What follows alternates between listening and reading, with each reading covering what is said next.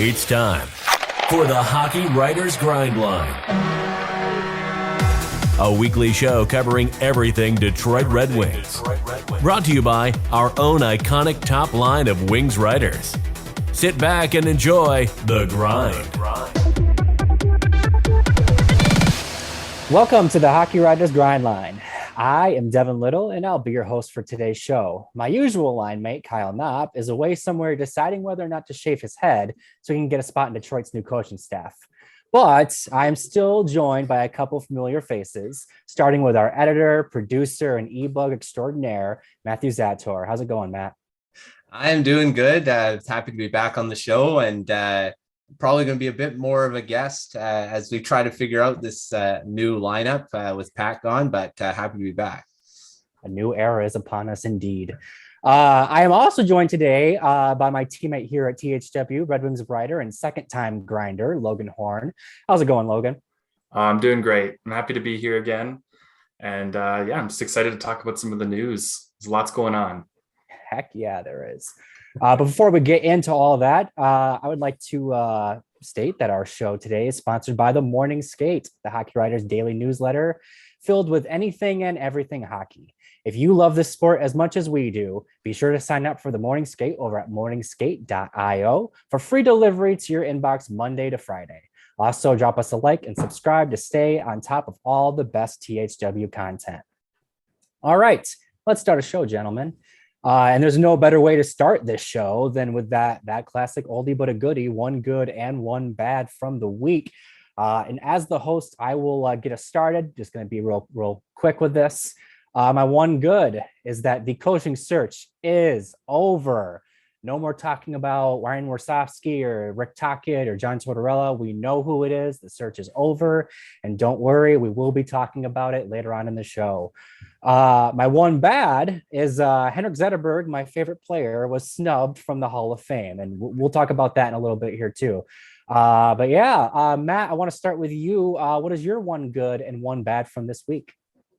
Well, this just happened in Canucks world here. Brock Besser re-signed 3 years. Everyone's been having rumors that he was going to be traded, and this apparently doesn't quell the trade rumors according to Twitter, but I think it does. I think Besser's going to be here for at least a couple of years. I mean, there could be some more trade talk when it gets to that last year again, depending on how he plays and how well he does. But the Canucks lock up a pretty good big piece of their core, and Miller's still on the block, and there's my bad. So there we go. We go right into my bad here, and Miller's probably gone now. And that's a bad, not in the case of the Canucks probably going to get a really good return for him. That's a good, but the bad is that they're going to be losing 99 points. And that's not a guarantee the guy they'll get back is going to be able to put up that.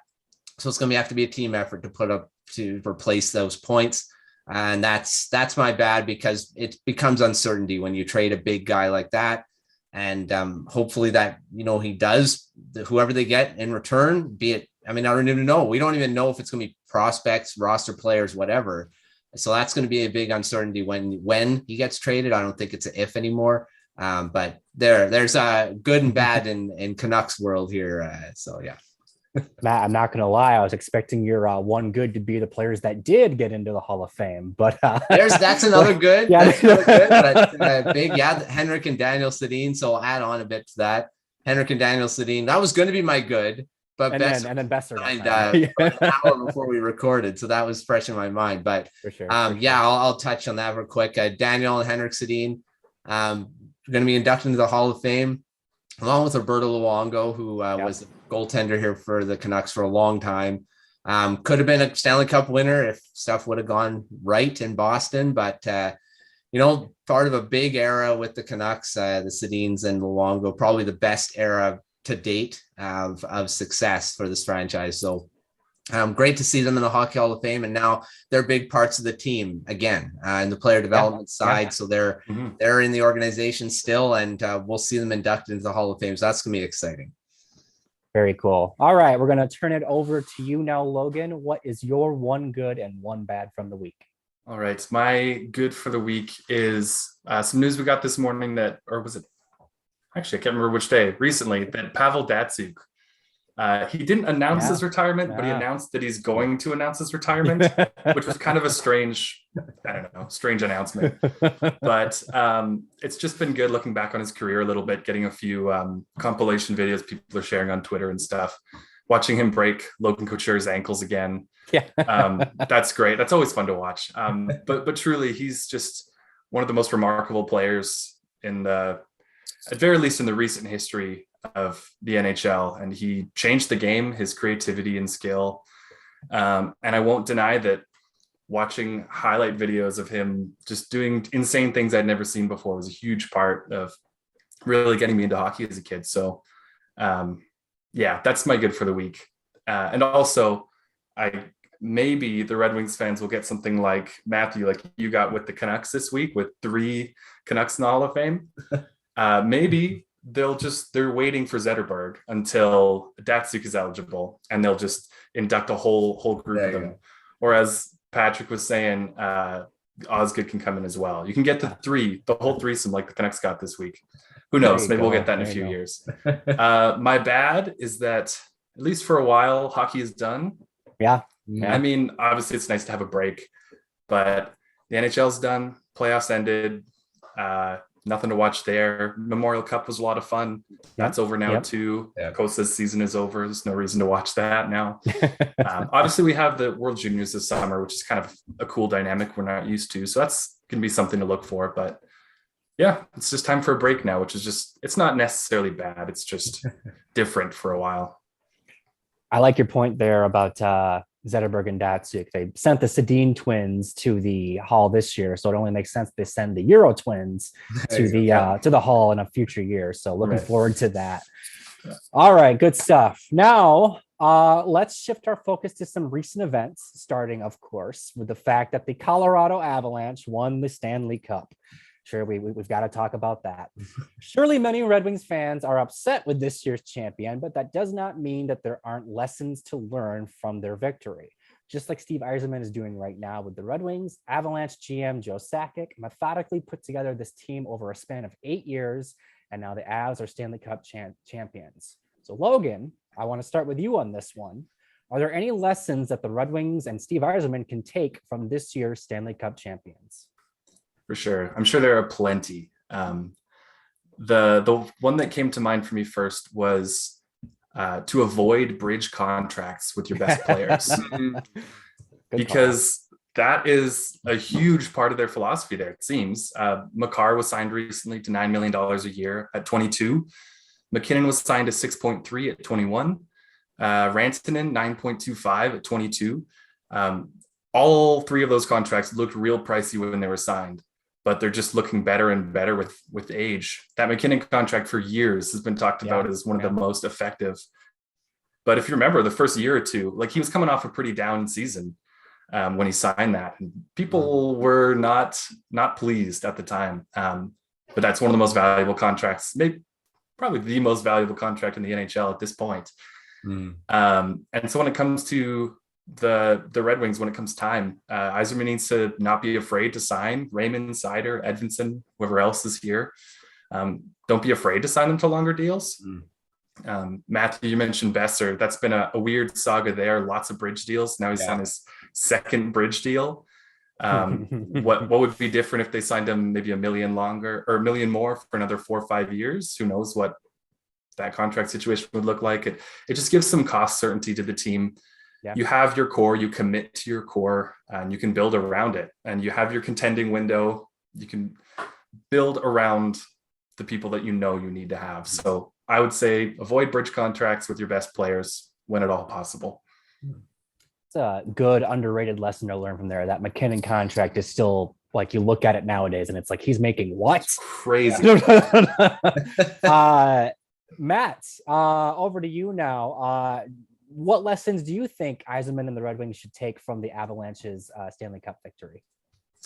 Well, I mean, the biggest thing that I took from the Colorado Avalanche is the depth. You add depth, and like you said about the stars, having that core, but it's adding guys around them that can complement them. And, you know, you look at the guys that did it, Nichushkin, Kadri, JT Comfer was, you know, making some great plays. Darren Helm, you know, guys that stepped up, but weren't big guys, but they did it. And you look at the defensemen too, like Josh Manson, guy they brought in at the deadline, who's probably not going to return, but big part of their thing.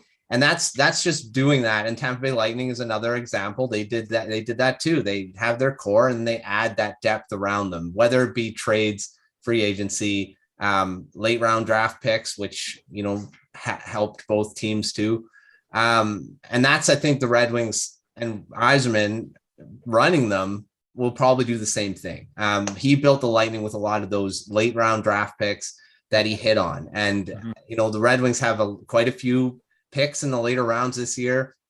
Next year, get more, because next year's one is going to be deeper in talent. Beyond the second, third round, you could potentially get top line players in the second round next year. That's insane. But so, I mean, that's my biggest takeaway is that you build depth, a lot of depth, because you need that in the playoffs. You can't rely on just Connor McDavid or whatever scoring goals all the time, because you know, they won't do it all the time. So you need those other guys to step up and do it too. Any Edmonton Oilers fans who happen to be watching the show just heard that shot you fired, Matt. Good call. Real quick for my part, the lesson that I would take away from this is that patience does pay off. Gabriel Landeskog was drafted in 2011. Sakic wasn't even GM at that time.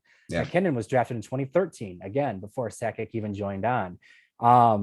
And, you know, 11 years later, Landeskog's finally a Stanley Cup champion. 9 years later, McKinnon's finally a Stanley Cup champion. It doesn't happen overnight. And it even took until, you know, that disastrous year in 2016-17, where they were able to get Makar out of the draft, to where they finally had like a core that could, you know, do damage. And they've been doing damage ever since.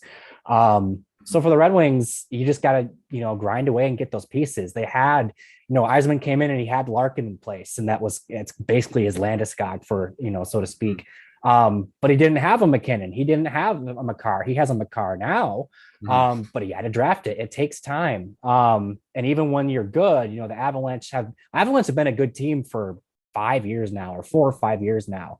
And it just took them this playoff run to finally get over that hump. So even once you build that good team, it's not immediate. It's, you know, all you have to do is look back to the Red Wings teams that Steve Yzerman was on to know that it doesn't happen overnight. You've got to go through your trials and tribulations before you can get to that promised land. So as much as things are rough right now, you know, we keep saying this on the show, remain patient, because as you can see with the Colorado Avalanche, that patience pays off if you're willing to do it the right way. And Lord knows Steve Yzerman knows how to do it the right way.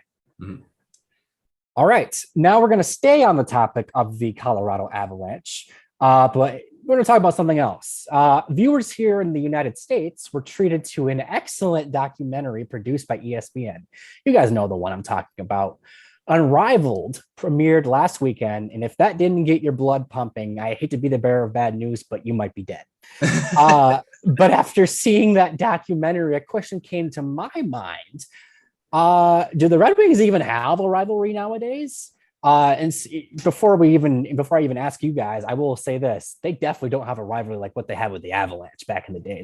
There's no rivalry like what they had in any, you know, across any team. But rivalries are a thing. So I want to know, Matt, starting with you on this one, what do you think? Do the Red Wings have a modern day rivalry? Short answer is I want to say no, because, you know, I right now I don't really see anyone that's the closest. Right, the closest I want to say is maybe the Pittsburgh Penguins, but even them, I mean, there's definitely not a Red Wings Avalanche rivalry like that was. I mean, my gosh, you're never going to get that again. No. It was insane, those two teams. The amount of Hall of Famers that were on the team, both sides, and it was iconic. I mean, it was probably one of the best of all time. So, I mean, you're not going to match that. I don't think there's one that really comes to mind right now that's a modern day rivalry. I mean, of course, they're built in the playoffs. So, I mean, you need the Red Wings to start making the playoffs consistently and playing against these teams. That's why the Canucks don't have one right now either. They haven't made the playoffs for a while. That Chicago one's over. There's not anyone for them. So, I mean, that's where those rivalries are built. And until that happens, and look, that's why the Red Wings Avalanche one was built, because of the playoff matchups. Yep. So, I think until that happens, they won't have one. So in my mind, they don't have one right now. Real quick, I will say it will take time, but I'm really excited to see a potential Vancouver-Seattle rivalry. So hope that happens, because it's the ingredients are there. Logan, now going over to you. We know they don't have anything close to what they had with the Avalanche, but do the Red Wings have a rivalry with any team nowadays? Yeah, that's tough. Like Matt said, I want to second that they're built in the playoffs. And I feel like rivalries, they live in the memory of the players, not in the memories of the fans. Like, you see the fans of the Red Wings still despise the Avalanche. There's a lot of people not interested in looking at the Stanley Cup celebrations in Detroit. But the players, they don't care. Like, the players on the Red Wings don't care about the Avalanche like that. I mean, they're not in the same conference anymore, but but like, rivalries live in the players. Like, year after year, seeing the Avs and the Red Wings battle it out. If one team just, like, I don't know, had a new expansion and they changed all their players, the rivalry is immediately gone. So it's built in the playoffs. It lives in the players, not the fans. So currently, I would say they don't really. I've enjoyed some feisty games between the Wings and the Lightning of the last few years. That's been fun. I don't know if I'd call it a rivalry. Probably wouldn't. But I hope we get some good ones soon. Who knows? Who knows what team it'll be with? I'm glad you made that shout out right at the end there, because the only team that I can think of that's even close to a rivalry is the Tampa Bay Lightning. There's just a couple of things there. 2 out of the last 3 years the Red Wings did make the playoffs, they played against the Lightning. Bounced them in the first round. There's obviously the Steve Yzerman connection. Now there's the Derek Lalonde connection. And even just beyond those connections, whenever those two teams play each other, there's just a certain level of nastiness that is there that isn't there against, say, the Coyotes. Like, there's like you both have said, it's built in the playoffs, and the Tampa Bay Lightning and the Detroit Red Wings are on completely different ends of the spectrum right now. But I think that if the Red Wings were to make the playoffs and start to make them consistently, I think that rivalry would reignite and would potentially take on a whole new life of its own, because, like I said, they do get after each other when they do play. Yeah. All right, good stuff. Now, before we pay some bills, I have a quick short answer type of question I want all of us to answer. Like I said, it took Sakic 8 years to win the cup as the general manager of the Avalanche. Now, Yzerman has been in his position for the Red Wings for 3 years. How many years before the Red Wings make the playoffs, let alone the Stanley Cup? Matt, starting with you. I'm going to say 3 years, because I think they've took a step forward last year. They were in the playoff picture pretty much up until, I want to say, the last few months of the season. There was still a chance. Had some good stretches throughout the year. They were building. Now they got a new coach, and see how his new system kind of goes. He's done, he's assistant coach with John Cooper for the last 3-4 seasons. Won cups with him, and I think he can take a lot from how they built their team and how they coached. I think 3 years is a realistic window. I mean, I'm not saying cup. I'm not saying a cup in 3 years. I'm saying playoffs in 3 years. So within the next 3 years, I'm going to say. Matt, you missed the part where I said short answer. I'm just kidding. Logan, over to you now. Short answer. How many years before the Red Wings make the playoffs? I feel like the easy answer is 2 or 3, but I'm feeling a little bold. I'm going to say they're making the playoffs next year. I'm saying it right now. I love the boldness. For me, I think next year they're in the playoff hunt the whole season. I think they fall short. I'm going to put it at 2 years. I think the season after next, they're going to be in the playoffs because they will have just missed next season. All right, good stuff. Now let's take a quick timeout and pay those bills. This is a reminder that today's show is brought to you by the Morning Skate, a daily newsletter sent straight to your inbox and is filled with all sorts of hockey-related goodies. There is a link down in the description. This is me pointing for you to go sign up. And while you're down there, be sure to give us a like, a subscribe. And if you're new around here, subscribe. And be sure to leave a comment and tell us how mad you are that Colorado won the cup. All right. We've put this off long enough. I know this is why you all tuned in to today's episode.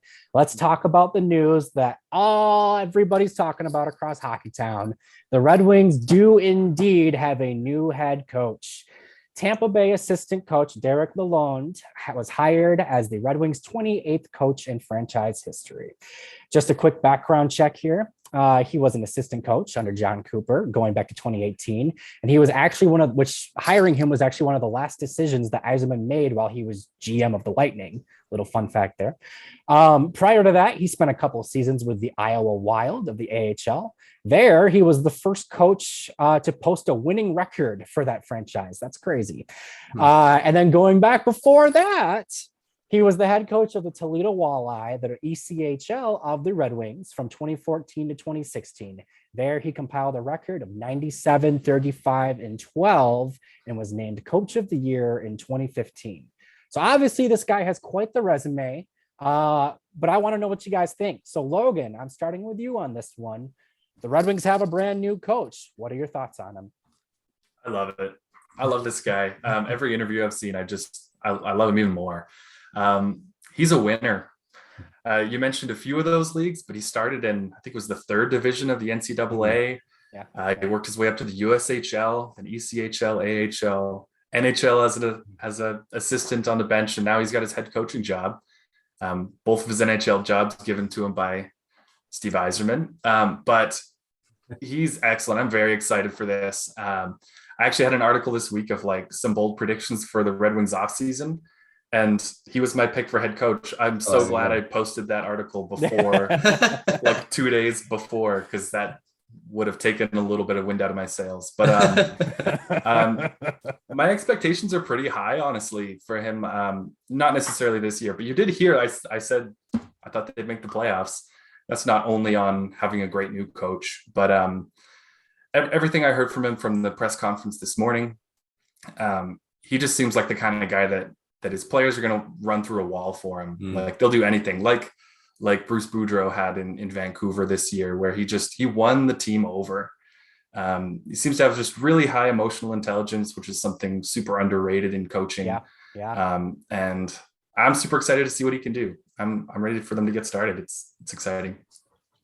Yeah, I'm definitely ready for them to get started as well. But before they get started, I need to hear what Matt thinks on this new hire. So Matt, Henrik Lalonde, what are your thoughts on him as the Red Wings' new head coach? Well, I actually wasn't surprised it was a guy from the Lightning because, Yzerman knows these guys. He knows the organization. They're like we talked on the episode last week saying why it's taking so long. Well, that's the reason. The Lightning, he needed to talk to the guy. He needed to talk to Lalonde because he's still coaching. So, it wasn't a surprise he was hired. And, from all the stuff I've heard about him already, I threw together a quick doc page on him. So I was all up on what his history was. So, and thanks to Amy, we also had a picture of him from too. So he's like Logan said, he's a winner. He's gone through a lot to get to this point. Paid his dues. I mean, that's the biggest thing. Like he started from the third level of NCAA, moved up to different leagues and had success in a lot of them.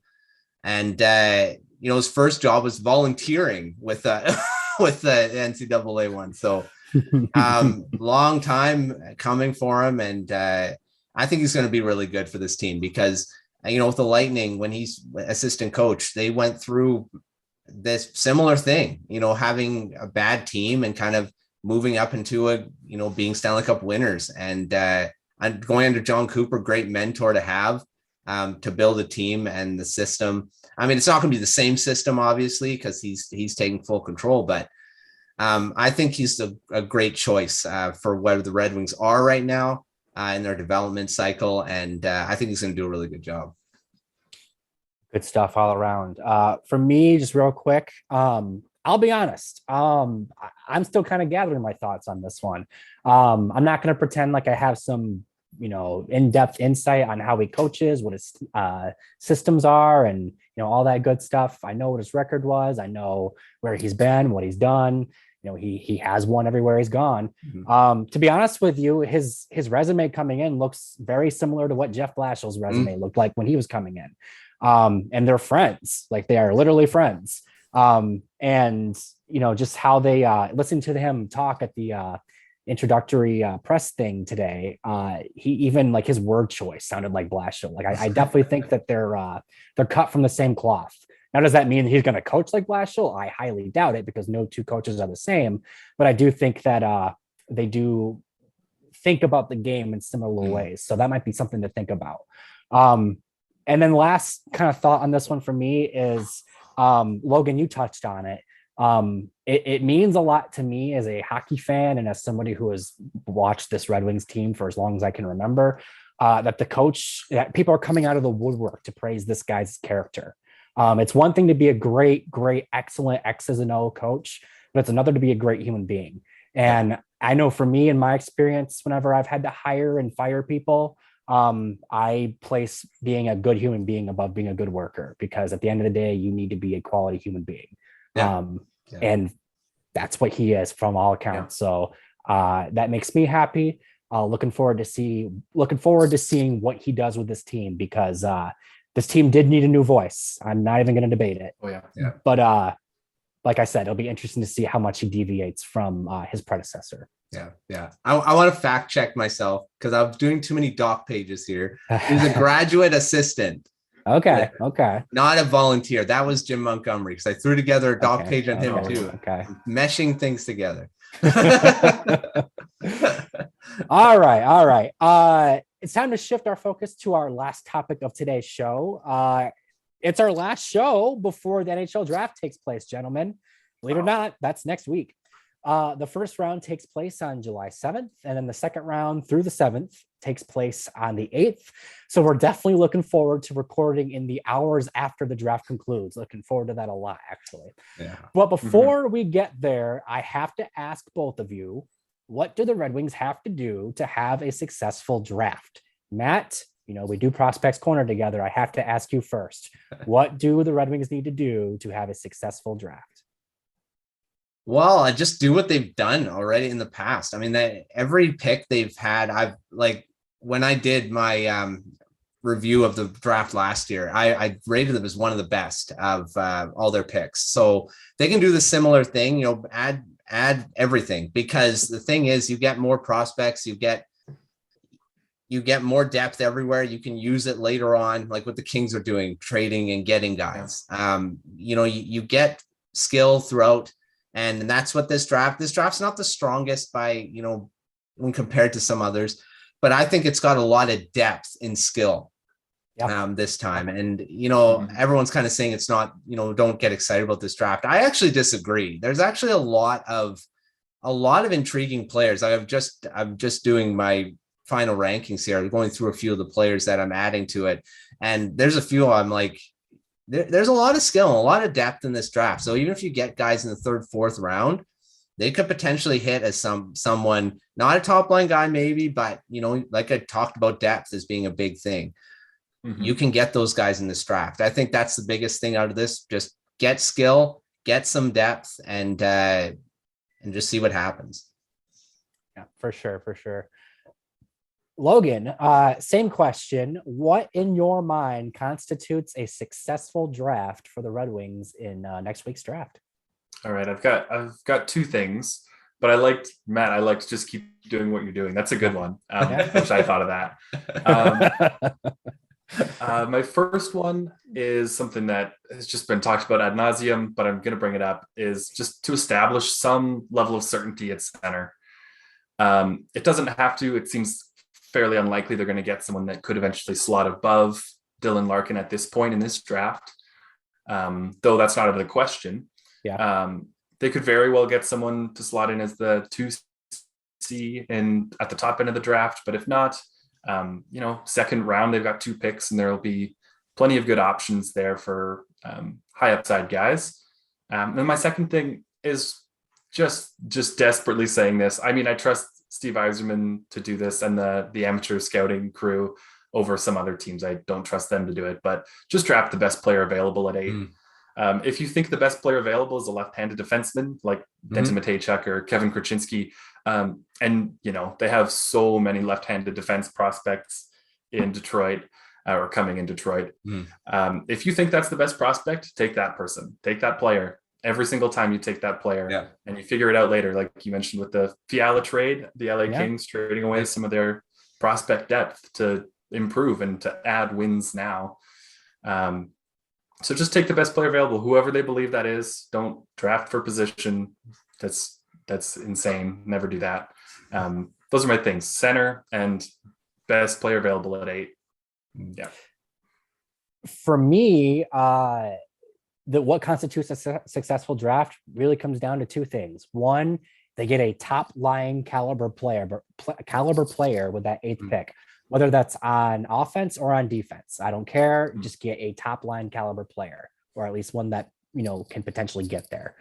And then the other thing, like you both have kind of alluded to, just fill out that depth. Obviously they've got, you can never have too many prospects in my mind, especially for a rebuilding team. And yes, they have a lot of left-handed guys, but if there's a good enough prospect available and he happens to be a left-handed defenseman, take him, because like you said, Logan, things will sort themselves out in the future.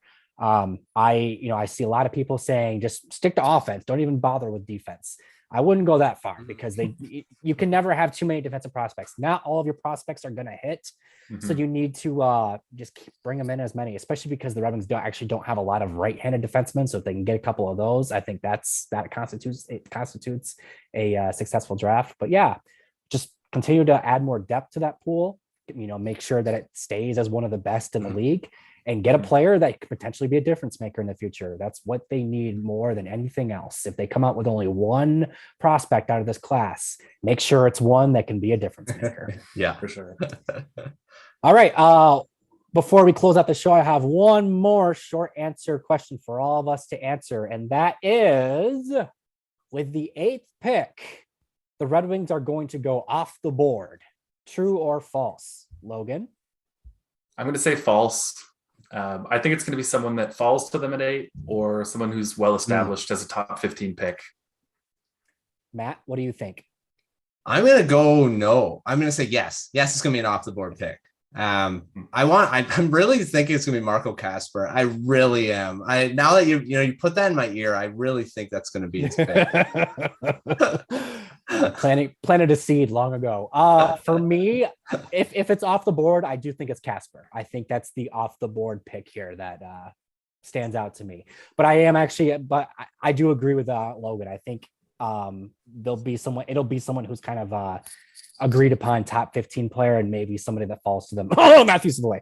What was that? What did you say? Yeah. Rewind it, folks. Rewind it. You know what I say. That is our show. Thank you so much to both Matt and Logan for joining me today on today's show. And thank you for tuning in. Be sure to sign up for that morning skate. Details are down there in that description. And while you're down there, be sure to give this video a like, follow the channel if you haven't already, and drop a comment so that we know what you think of this Red Wings new head coach. What do you think of Derek Lalonde? Let us know down there. Thanks again so much for hanging out with us. And we hope to see you again next week when we're talking about that draft. See you there.